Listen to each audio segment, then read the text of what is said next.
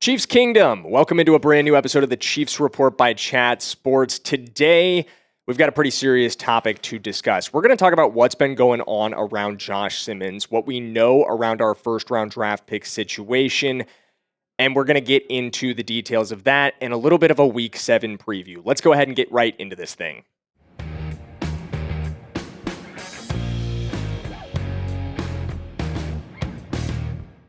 All right, Chiefs Kingdom. Like I said off the top, the major topic of today's episode is going to be the situation around Josh Simmons. We're going to get into the details around that. I'm going to give you some background if you're not fully up to date on this one as well. And like I said off the top as well, this is the Chiefs Report by Chat Sports, and my name is Jackson Durham. And if you're not already subscribed, you need to be subscribed because we're going to keep you up to date on the latest around Josh Simmons. And we're also going to get into our Week 7 preview. And we've got more Week 7 preview content coming down the line later this week with the keys to victory and some more fun stuff as well. We're going to do takeaways. We're going to have a lot of shorts coming out. You don't want to miss any of it. So make sure you are subscribed for the latest on your Kansas City Chiefs.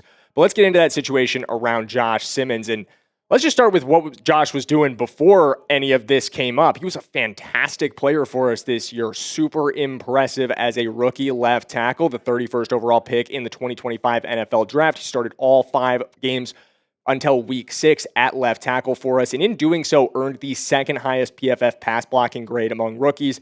I know PFF isn't the end-all, be-all. A lot of people don't put too much stock into their grading, but I think you saw on the field last season versus this season the effect that Josh Simmons coming into our offense and being on that offensive line has had on this unit. They look better. Mahomes looks like he has more time.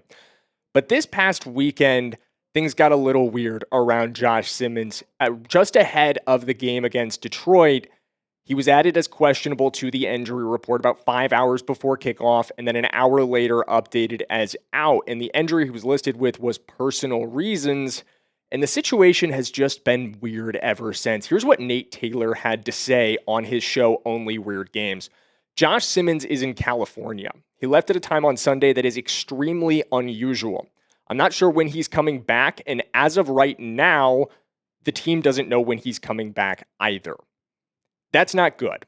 That's absolutely not what you want to hear in a situation like this. Our rookie left tackle, he's been a huge part of our offensive success this season. We want him back. And I know Chiefs fans want more details around this situation, but I think it's important to note we're not entitled to the details of Josh Simmons' personal situation. I only have 2 real concerns here. Number 1, is Josh okay? Is Josh doing all right both mentally and physically? And number 2, obviously, as a Kansas City Chiefs fan, I'm worried about how we're going to do without him. I'm worried about this team's performance on the field without Josh Simmons, without a key piece of the offensive line. But like I said, we're not entitled to the intimate details of what's going on in Josh's personal life. And we're not going to speculate around what exactly is going on too much. I don't think that's fair to Josh. I don't think it's fair what I've seen on Twitter lately. A lot of people speculating that he may have committed some sort of crime or done something illegal. We're not going to do that. I don't think that is fair to a guy when we have no information around the situation. But with that said, it's getting weird. I don't think it's unfair to say that this is not a typical handling of a personal matter from the Kansas City Chiefs.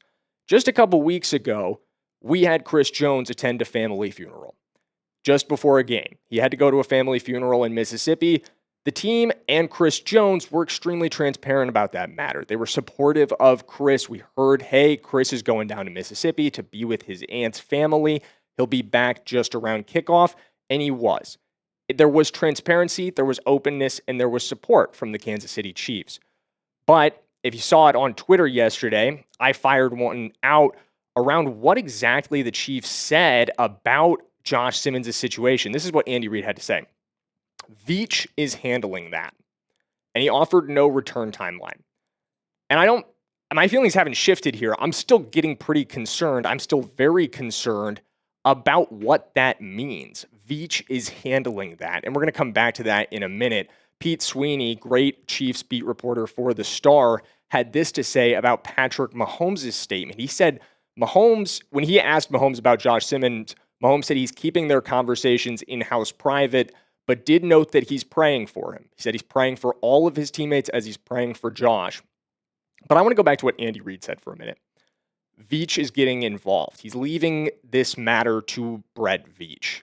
That is not the typical handling of a personal matter. Usually that's something that a coach who has that kind of relationship, sees a player every single day, is going to be the one to comment on, is going to be the one to handle.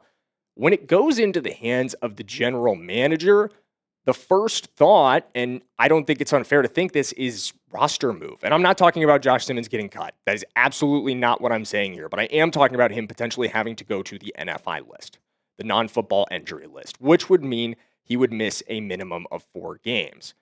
And that, again, just depends on what the situation is going to ultimately look like with Josh Simmons. And I don't think it's fair to speculate too much. We're not going to do that, like I said. But if Veach is getting involved, is this the same as what Chris Jones dealt with? That's obviously not what we heard around Chris Jones. Granted, Chris Jones is a tenured veteran with a ton of time with this team. And Josh Simmons is a rookie who just came in. So maybe the handling is different. But you just feel like we'd have more transparency. We'd have a little bit more openness if it was a situation like a family funeral, that the Chiefs would just say something like, hey, we're supporting Josh. We're going to get him back whenever he is ready to return to this team. But at the end of the day, guys, while the lack of details and the vague answers are really worrying me, and I really hope that we can get Josh back in the next couple games, I hope Josh is able to return.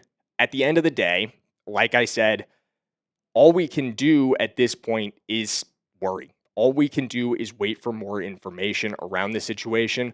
What we have at this time is very limited.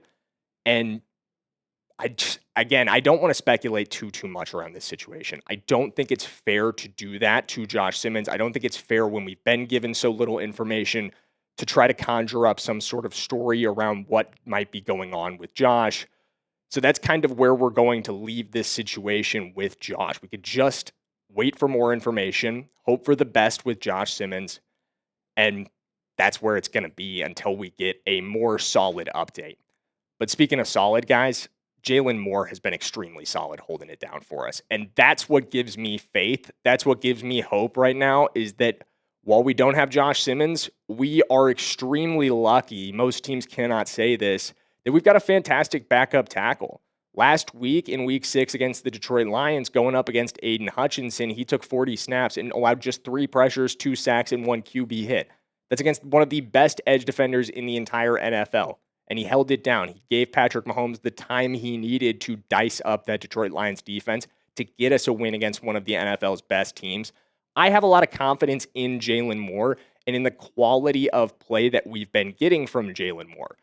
And honestly, it's so high quality, guys. It kind of reminds me of Omaha Steaks, which is the best quality you guys can get in grilling. You see, I've been learning to cook a little bit more lately. I'm a newly engaged man, and the fiance really wants to see me step up my game in the cooking department. So I get home the other day. She's like, what's for dinner? I didn't make anything. So I panic a little bit, but then I remember in the freezer, I've got some Omaha steaks. Throw them on the grill. Doesn't take too long at all, and she loves them because, guys, Omaha Steaks is fantastic. And they're currently in their biggest sale of their year, their early Black Friday sale. And to make those savings even better for you guys, I've got an exclusive deal just for our Chiefs Report viewers. The Kingdom is going to get an extra $35 off with promo code Chiefs at checkout. Everyday dinners and effortless entertaining to unforgettable gifts, Omaha Steaks delivers the world's best steak experience. Like I said, this stuff's fantastic, guys. Enjoy USDA-certified tender steaks, juicy burgers, cozy and convenient comfort meals, and so much more. And save big with Omaha Steaks. Visit omahasteaks.com for 50% off site-wide and an extra 20% off select favorites during their early Black Friday sale. And for an extra $35 off, again, use promo code Chiefs at checkout. This really supports the show. Terms apply. See site for details. That's 50% off at omahasteaks.com. Promo code Chiefs at checkout. Big thank you to Omaha Steaks once again. But let's get into the Week 7 preview. Week 7 just around the corner. We're posting this on Wednesday. Week 7 coming up on Sunday. Our first time in the noon window in a little while this season. And If you guys want to keep up to date around the Week 7 previews that we've got coming out, this isn't going to be the only one in the back half of this episode. We're also going to have an entirely dedicated episode to previewing Week 7, to going over my keys to victory. Make sure you guys subscribe today. Make sure you up those numbers. Right now, we're at 73,768. We're on the road to 74K. We want to be one of the next channels at Chat Sports to hit 100K. So help us on that goal. And let me hear from you guys on this one. Who you got in this game? I think this may be one of the more lopsided who you gots we've done all season long. But if you're rolling with our Kansas City Chiefs, type KC down there for me. If you're rolling with the Raiders, type LV for me. And speaking of the Raiders, let's talk about what they've been up to in 2025. This is not a very good football team. I'm not going to lie to you guys. The Raiders typically are not. That hasn't changed too much this year, despite a bit of an attempt to overhaul things. They are 2-4. Pete Carroll and Geno Smith coming in this year. Obviously, Pete Carroll, a new head coach. You may remember him from his days with the Seattle Seahawks. Before that, with the USC Trojans. And Geno Smith has bounced around the NFL. Had some really good days with the Seahawks. Initially, kind of a draft bust with the New York Jets, but he's playing really poorly in Vegas this year. I'm not going to lie to you guys. The turnovers with Geno Smith have been a massive issue. Again, going to shout out my Twitter here. Posted a tweet graphic of him compared to Patrick Mahomes. Been a very rough season for Geno.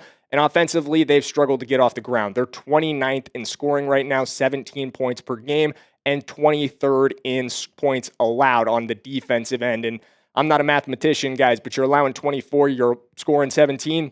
You're not going to win many football games. However, this is a team, of all the teams you'll play on your schedule, your AFC West divisional opponents, especially the Las Vegas Raiders, they're going to give you your best shot, or their best shot, excuse me. This rivalry runs deep. I don't have to explain that to you guys. We know that as Chiefs fans. We're going to get the best shot this Vegas team has.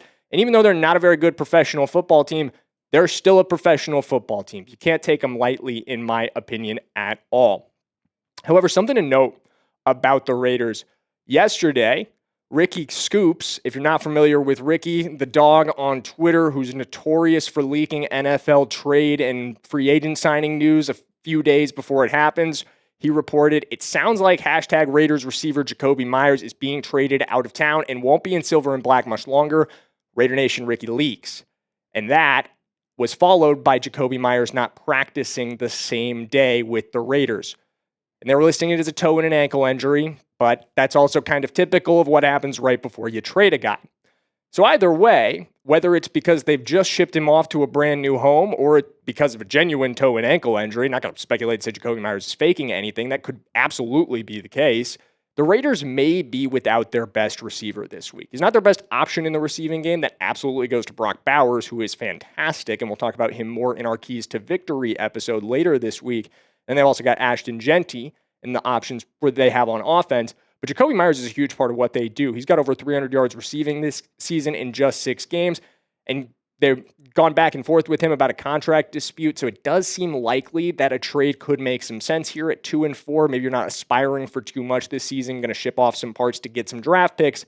So a trade for Jacoby Myers is absolutely realistic. I know our Raiders host Mitchell Renz has been talking about it a lot. So something to keep an eye on whether or not Myers is going to be a factor in the game this week. And we'll have more information on that for you guys in our Week 7 Keys to Victory. But let's get into our roster comparison. Let's go position by position and compare the Raiders to the Chiefs. And obviously, guys, we talked about how bad Geno's been this season, and we know Patrick Mahomes is the best quarterback in the NFL. I'm giving QB to our Kansas City Chiefs. That's a runaway one. Unfortunately, though, guys, I kind of have to go running back for the Raiders. Ashton Genty's production this season hasn't been fantastic, but man, what he was able to do at Boise State and what he's still been able to do behind a awful Raiders offensive line, we'll get to them in a minute, it's been impressive.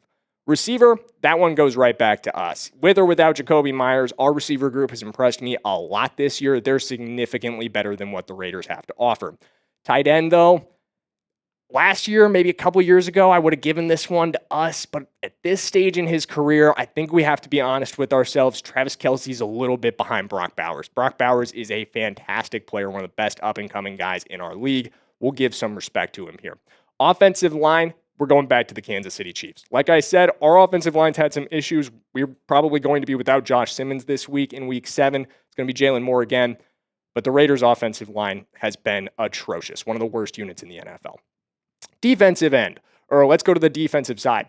D-line, this one goes to the Raiders. Max Crosby on his own elevates that unit by so much. They are able to more consistently get pressure than we are without the need to blitz. So I do think their defensive line is a better unit than ours, but that's almost entirely just because of what Max Crosby brings to that group.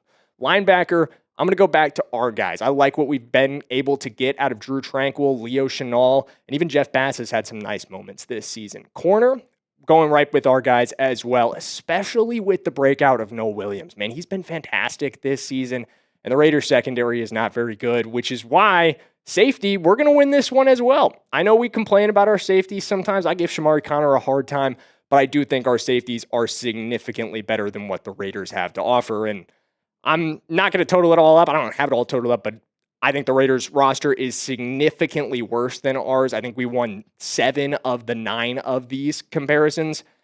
And if you're asking me for a score prediction, it's going to be a pretty easy win for Kansas City, in my opinion. I think we get this one by 2 possessions, 35-21. We'll talk more about how that happens in tomorrow's video, so make sure you guys hit that subscribe button. Once again, I've been Jackson Durham. You've been watching the Chiefs Report by Chat Sports. We always appreciate you spending time with us, and we'll see you tomorrow. Have a great day.